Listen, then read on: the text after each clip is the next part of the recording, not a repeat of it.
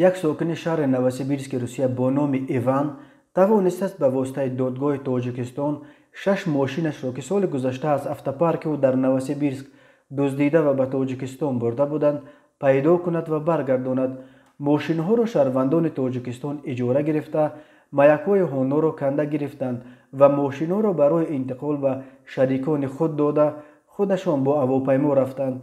از افتاپارکات ما 6 ماشین را دزدیدند. نقل کرده است ایوان به سامانه محلی انگیس نووستی. ایوان بعد غیب زدن 6 ماشینش دست و دل نشست و توسط خدمات امنیتی افتاپارکش معلوم کرد که ماشین ها در تاجیکستانند. صاحبکار از پس ماشینهایش به تاجیکستان رفت، خود را به در سفارت روسیه زد، به ملاقات با معاون وزیر کارهای داخلی تاجیکستان نوئل شد و در آخر توانست که به ضد ماشین دزدها پرونده جنایتی بگشاید.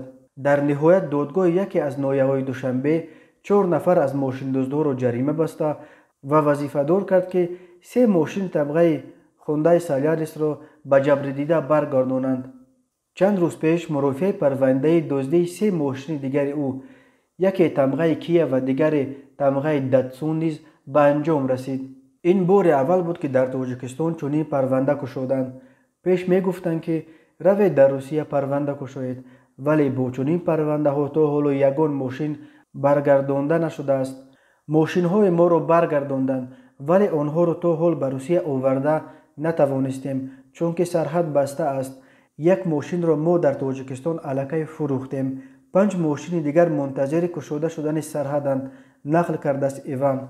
تاجیکستان یک نقطه نهایی ماشین‌هایی است که از اروپا و روسیه می‌دزدند. ایوان یکی از اولین جبری دیده است که توانست توسط دادگاه تاجیکستان ماشین‌هایش را برگرداند و ماشین دزدها را در وطنشان جزا دهد.